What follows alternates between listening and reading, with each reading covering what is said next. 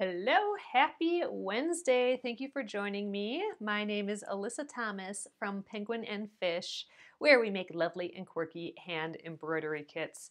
And I'm here every weeknight at 8:30 p.m. Central Time. And it's a time when we can relax and craft together for about an hour in the evening. And we work on projects from beginning to end, so you can join the whole part of the process and follow along. So we're working on the Splendid Sampler 2 quilt along, and we are working on the catnap block. So we are almost done. There's little Chad, the kitty cat. Right now, we have fused our 3 pieces on, and last night we blanket stitched the outside of this first one. And tonight we're going to blanket stitch the rest. And I think that's probably all we'll do tonight. And then tomorrow, Thursday, is New Block Thursday. So there will be at least one new block release. So right now they're all in the book, the Splendid Sampler 2 Quilt Along book. Go check it out at thesplendidsampler.com. So we do have access to all the blocks, but in the quilt along, Pat Sloan and Jane Davidson, the authors, are releasing one that we'll all just work on together at the same time. So if you go to the Splendid Sampler on Facebook, the Splendid Sampler page, you can see everyone's pretty blocks of the current blocks right now. So anyway, catnap, we are going to stitch some more on this guy. I think he is just so freaking cute little tan kitty cat. All right, gonna turn you guys around. Let's get going here. There we are. Back down, ready for some embroidery. So it's been nice to switch to some handwork for a while because we had been doing quite a bit of machine stitching for a while. I'm going to start with a knot again. I'm just looping it around my needle a few times, coming on through. So I'm going to do this block here. I'm going to lift you guys up just a hair. All right, so I like working from left to right. So I'm going to start on this edge so I can go left and then all the way around. So one thing we have to remember, like we did last night, is we're going to ultimately trim this block so it's 6.5 inches. So there I have like little tick marks here of those 6.5 inches. So I don't want to start stitching on the other side of that, on the outside of that 6.5 inches, because otherwise we might cut that off when we trim this down to size. So all stitching, I want to start inside that space. So I'm gonna even err on the side of doing it a little bit further in. So I'm gonna start right there. Start on the outside. So now we had a little issue yesterday. I've used that Steam a Seam 2. And that I have found out is pretty difficult to stitch through. Like I actually broke a hand stitching needle trying to push through this interfacing, or the fusible that we put the fabric on with, and I poked my finger with it, even with the needle as it broke. It's totally fine and everything, but this is not easy to stitch through. So we have been, this is the first time that we've hand stitched through it. In the past, when we've used it, I've always done it with the machine, or maybe we just stitched the edge or something, but I hadn't stitched through it like what we are now for the blanket stitch. But it does sound like that there is a Steam a Seam 2 light. So I'm thinking I might need to snag some of that, because this really is, I'm really kind of pushing through pretty heftily to get through the layers. If this was just a fabric on here, we wouldn't really have any problem, or a different fusible web that's a little bit thinner. I haven't really had a problem with that, but man, this is definitely the toughest fusible that I've had to stitch through. Luckily, we don't have too much of it, And that's why I'm kind of doing the stab method. So for the whole rest of this, we've been doing the sewing method of embroidery, where we go in and we come out within the same motion. So like this. So I'm going in and out with the same motion, and this goes around the back for the blanket stitch. Right now I'm using the stab method, which is where I go all the way down into the fabric, bring the needle all the way through, and then I come up in a second motion. So this is the second part of it. That's the stabbing method. And just because it's so difficult to go through this, I'm kind of using that stabbing method. All right, here again, now that I'm at a point, I'm gonna lock that point in place. So what I'm gonna do is I'm gonna go just on the other side of that loop. So right there, and I'm gonna come back up on the inside of that loop again. So I'm just kind of going around that loop, but stabbing the fabric at the same time. And that'll just kind of put a little anchor stitch right at that point. So that point is always gonna be nice. It's not gonna fall off of there, which can happen sometimes with the blanket stitch when you're doing a corner. So we're just making sure that we keep that nice corner by anchoring it down. So around the corner, you can see I did 3 stitches all coming out of the same hole. It's kind of like a little pigeon foot or something. I like doing that. So once I approach a corner, I'll think, okay, I need it like a stitch length away from the corner at 45 degrees, and then a stitch length away from both sides. So I kind of aim for knowing that my last stitch on that row has to kind of fit all those angles, like a little square right on the corner here. So I'll, once I approach that, I kind of start thinking about it. Gail, you're here live tonight. Awesome. Welcome. So I had a little bit more success in the kitchen today compared to yesterday. I made a bunch of beans, so I soaked them overnight and I made them all today. So finally, we're going to have a fridge full of some sustenance that we can put on salads and that sort of thing. So I don't know. For me today, cooking beans on the stove was an accomplishment. And I'll take them when I can. But yeah, yesterday I tried to make some soup just out of a bunch of juice pulp, like just kind of ground up celery and carrots and stuff, and that did not work at all. It made a total mess of the kitchen, and it just, I don't know, it was just too much. But the beans turned out great, and that makes me happy tonight. All right, so that was my last stitch here. Again, I aimed for that corner that's going to satisfy all of these points here. So now I'm going to do the little angled one. I just keep rotating so it's most comfortable in my hand. So I'm going to go in that same hole again there. And then come out the point.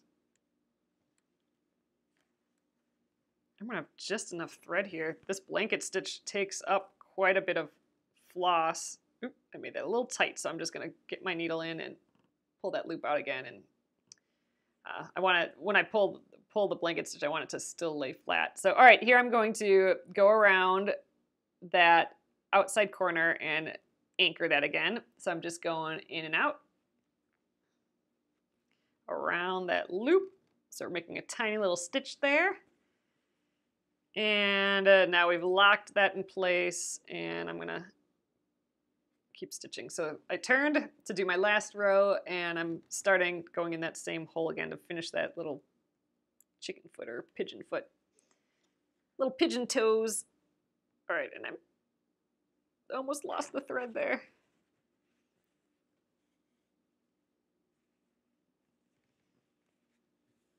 Cute. It really blends into this fabric as well. I thought it would maybe pop too much, this gray, off of this tan, but man, it really blends in. I'm barely seeing this gray color on any of these so far, which is kind of nice. I kind of wanted to let the fabrics shine a little bit. Wow, this is, yeah, the steam-a-seam. Not the easiest to stitch through.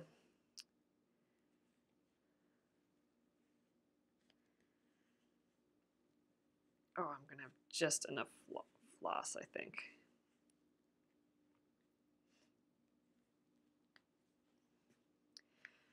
I hope everyone is having a nice Wednesday, or Thursday if you're in the future, all you overseas peeps.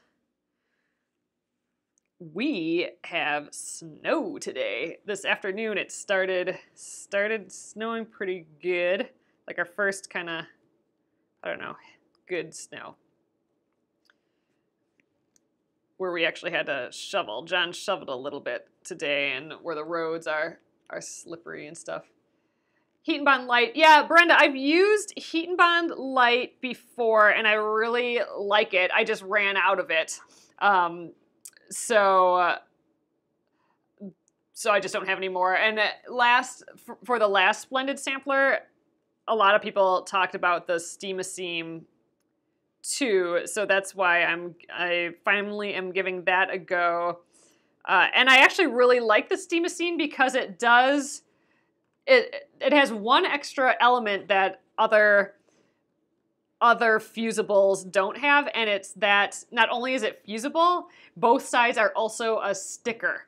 So you can place and replace and move around a whole pile of elements, applique elements if you want, and not fuse them down until you're absolutely ready. And I could see that just being a really good feature, especially for really intricate blocks. I mean, right here, it's easy with just these three kind of squares, but yeah, for a really intricate piece, to be able to stick them down and know that they're going to stay in place until you fuse them, that's kind of a neat feature. So right here, I don't want to do my stitch really big here because it'll go over the edge. I'm going to just add a little anchor stitch right on the other side here, and that will be that. So that kind of locks down that last stitch, and I'll weave in the end. Leslie's asking, what would be the best way to transfer a written word onto a dark corduroy fabric? I would use the stick and stitch, honestly, from Sulky. I think I have some right here. I'll show you. But yeah, so this is that stick and stitch by Sulky. And what you do is you can print your design right to it, or you can trace onto it as well. It's kind of like a tracing paper almost that's sticky on one side. And like if you're tracing text, like someone's handwriting or something, you can trace it on with that. Or if you're printing something, print directly to it. And then you can just slap that right on to the corduroy like it's a sticker. And then you stitch right through your corduroy and the stick and stitch stabilizer from Sulky. And then it washes away with water later. So to me, that's always the easiest way, that stick and stitch, especially when you're dealing with kind of difficult fabrics. Like with corduroy, you can't exactly trace through it, and you can't actually really write on it very well because it's corduroy. So that stick and stitch might be a good deal. If it's something that you don't want to get wet, you could consider a tearaway fusible. So sometimes you can iron or stick that on, and then it tears away when you're done. That's a little annoying, the tearaway kind, because you got to tear really carefully around every stitch so that you don't like pull on your stitches too much. So I think that wash away stuff is pretty slick. All right, we're done with this guy. Let's do the last little dude. Oh, no problem at all, Leslie. Okay, I need more gray. Oh, I think I have some here yet. This might get me through. I have 2 strands, or I've been doing this with 2 strands, I think. Yeah, so let's separate 2 more strands from here. This was our 6-strand piece that we cut yesterday. 4 strands left. This is all from my little scrap pile of embroidery floss. Still trying to use up all my stuff for these Splendid samplers and just all these quilts I've been making lately. I'm in the use up my stuff mode versus buy new stuff mode. So all these fabrics I've had for like ages and ages. Oh, you tried using tissue paper and it didn't work so well. Yeah, I mean, it's just because like with tissue paper, with embroidery, you're handling stuff so much that like a tissue paper, unless you have it in the hoop perfectly, I just think it would probably tear an awful lot. But yeah, I would try that stick and stitch. I have a lot of stitches here. I'm gonna weave in the ends on this one. I prefer weaving in the ends versus tying a knot. So we'll do that this time. Just gonna start weaving in the ends of these stitches. Brenna, you never had that product when I worked in the world of fabric and sewing Notion sales. Oh man. First of all, that sounds like an amazing job. And yeah, it's crazy. All the stuff that's coming out now, just random little things to make life that much just easier. It's just fun to see all the little gadgets and specialty things out there. And you know, if it's out there, that means there's a market for it, which means people are interested, and that means people are making stuff, and that makes me happy. I just love when people decide that they can make something with their own hands, you know, and just, I don't know, the excitement of putting something out there that didn't exist before and learning something new, and it's just so calming too. But yeah, so I love that people are making stuff. All right, so instead of tying a knot that time, I just wove in the end into some stitches that were already there. And I like doing that just because with the knots on the back, sometimes they can make like a raised little bump, and sometimes they can come out. I think with this, we're gonna have it against some batting and all that, so I'm not too worried about knots. That's why I didn't worry too much about putting a knot in these other places, just because it was just going to be easier and faster for me to start. There weren't any stitches to really weave in there, but this one there was, so I wove it in there. All right, so this one, we just have to go across these 2 little surfaces. All right, again, though, I need to make sure that I'm within that 6.5 inch mark. And the reason for that is we made this block bigger to start out with because we're handling it a lot and the edges can get raw, and if you stitch a stitch too tight, it pulls in the fabric. So with a lot of stitches, it might just pull in the fabric just a hair. So we started bigger. Ultimately, it's going to be 6.5 inches when we cut it. So I want to make sure that I'm not cutting the edge of cutting the stitches so they come out. So I want to start within that 6.5 inches. So I'm going to go right about here, I think. We're going to be super safe right there, I think. And yep, we'll go from left to right again, around here. All right, I got stuck back here. Got caught on something. Oh, there we go. I always have my hand, my left hand is always feeling the back of my piece. So I can always tell when something's kind of up, like if there's a knot that happened or whatever. I'm actually sliding the thread through my fingers a little bit. So I'll show you. Let's get our first stitch. I'm still doing that stab method just because this steam seam is pretty tough. There. So here's my first stitch, but I'll show you the back. On the back, I am feeling right here where the thread is going through. So my finger, my left hand is actually covering up the stitch. I can feel the thread move as I pull, and I will be able to tell if a knot pops up because it'll hit my finger, or if there's some weird loop, because I'm actually touching the thread as I pull it through. So it's kind of like a little, I get just like a little feel of what's happening on the back.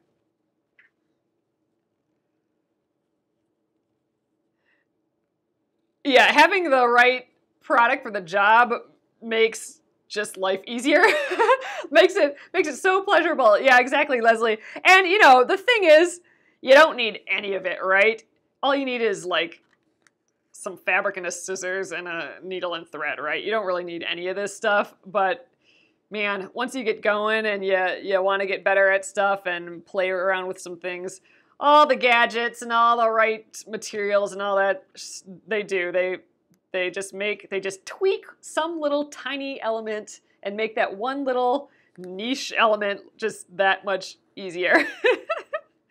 And you wouldn't have even known, right? Unless you tried it out. So I'm sure that's with like any industry. There's tons of little gadgets and treats to be had.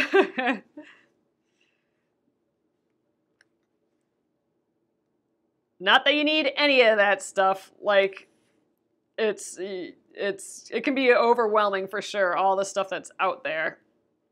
But you try one thing here and there, and then you get like your own little library of things that work for you.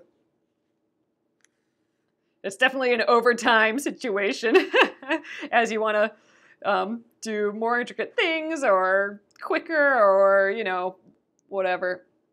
All right, so I'm going around that corner little piece, making that little anchor stitch again to hold this point.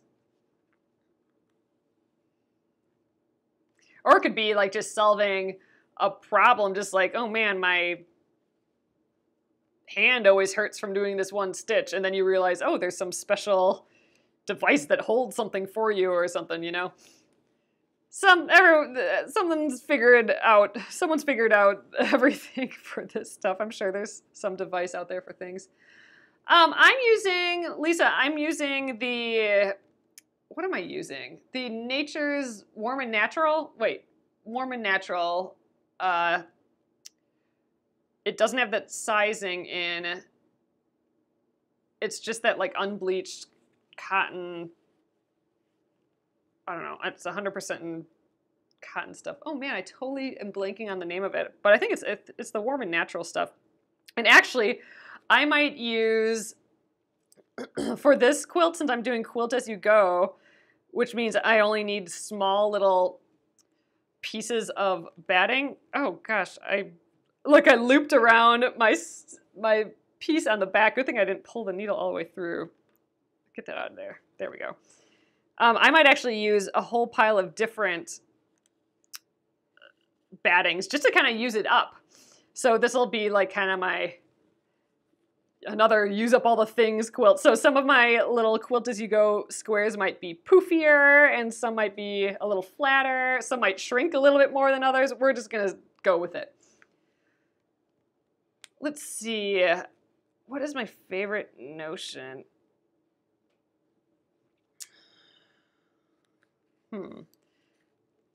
Well, you know what? I'm liking my Wonder Clips. That's for sure. If we're talking like smaller little notions, I am enjoying those versus pinning all the time. Those strong little Wonder Clips. Oh, I think here's the little mini Wonder Clips here. I like using those. I'm loving this cordless iron. That's more of a tool. Well, tools notions. Do you use a light, medium, or heavy for the batting? Yeah, the batting's kind of in different lofts. So let's see, how does that work? You have, well, you know, you can get it really thin or it's poofier. That's like a higher loft. It depends what you want. So if you want like, if you're sewing, like if you're quilting, if you want your quilt to poof up a little bit more to show like really high poofy things, then you know, a high loft batting would be fun. I mean, it'll pull your fabric in a little bit more just because it's so poofy. You gotta care for that. I mean, those are really fun for, they're fun for everything, baby quilts and stuff. Sometimes people like really, like a flatter quilt. Sometimes the drape is important too, like if it just kind of flows when you hold it, or if it's a little stiffer, or what you're using it for, if it's for a light summer quilt versus a super duper heavy quilt. I actually don't know too much about batting. I just kind of go with what I have. All right, that's what I've been doing in the past. But I think this warm and natural cotton, I might stick with that for a little bit. All right, I'm going to just tack down this final stitch. If I don't tack it down, then eventually, you know, well, first of all, my thread can't stay on the front. I got to get to the back somehow. But if it's not tacked down, then there's nothing holding this loop here.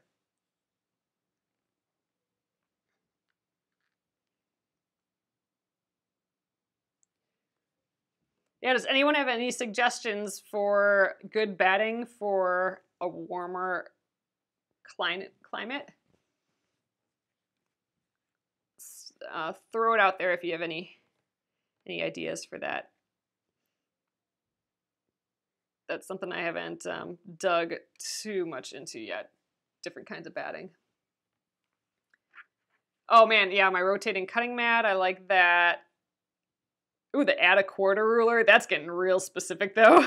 If you're doing a lot of foundation paper piecing, then an add a quarter ruler is nice. But man, if you're not doing foundation paper piecing, then it's a totally needless item, I think. Oh, there's flannel. Yeah, so I've heard people do that. Instead of doing a back fabric, just put flannel on the back, or use flannel as the batting. Yeah, cotton batting. Maybe that's a good thing too. Yeah, yeah, that's true too. You don't actually need batting.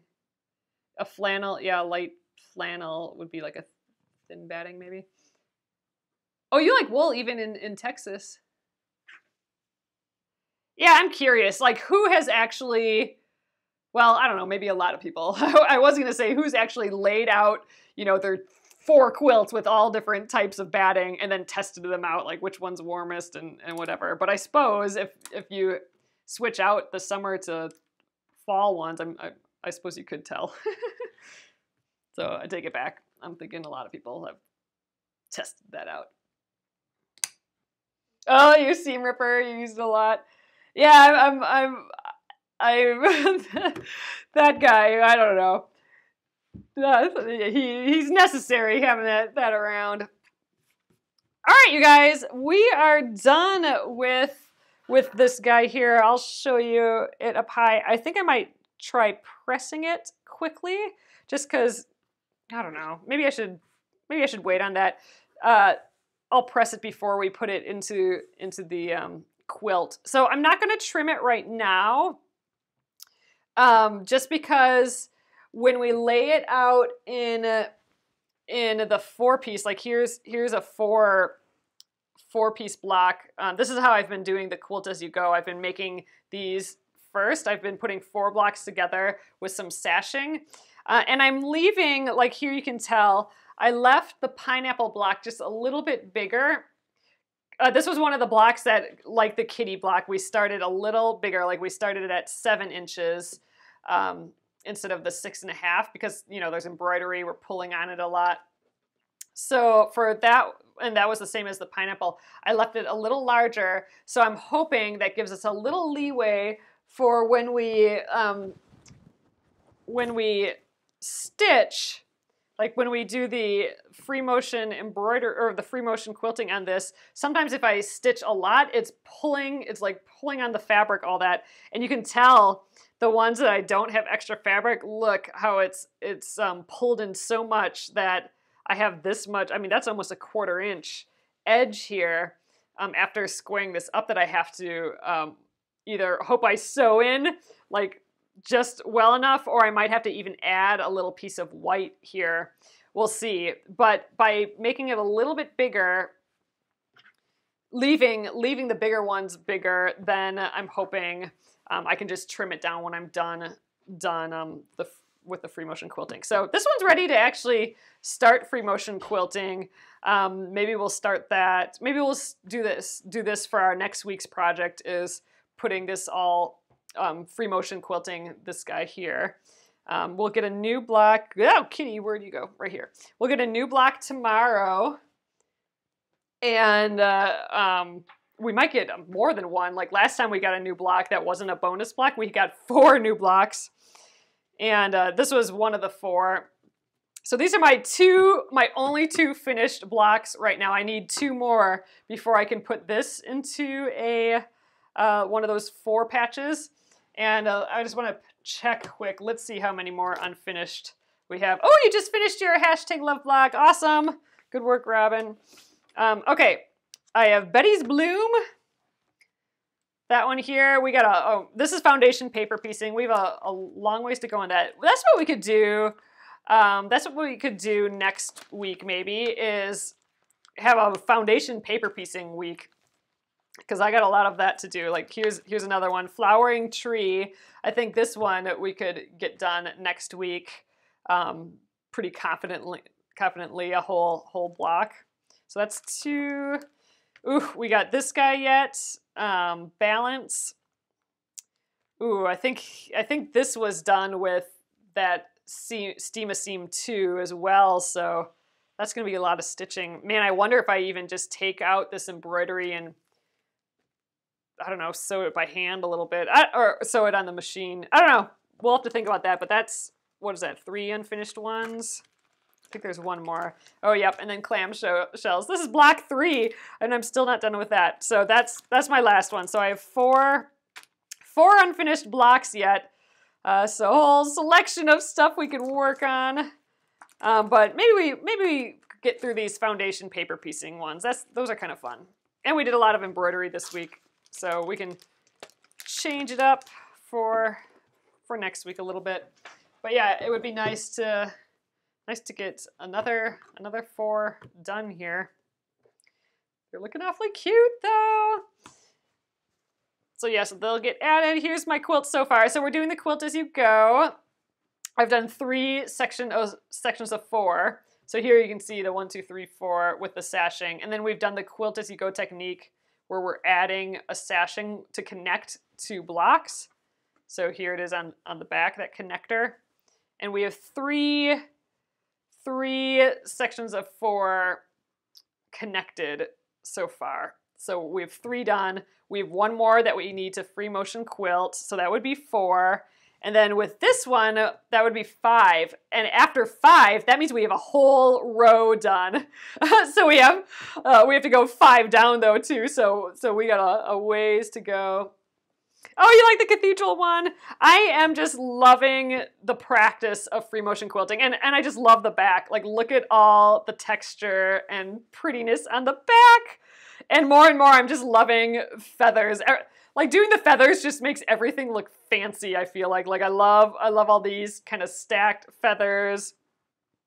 You know, some of it's the flowers. And I like having some of these open spaces as well. That's something I want to get better at, is where do I leave the open spaces and then where do I get really dense?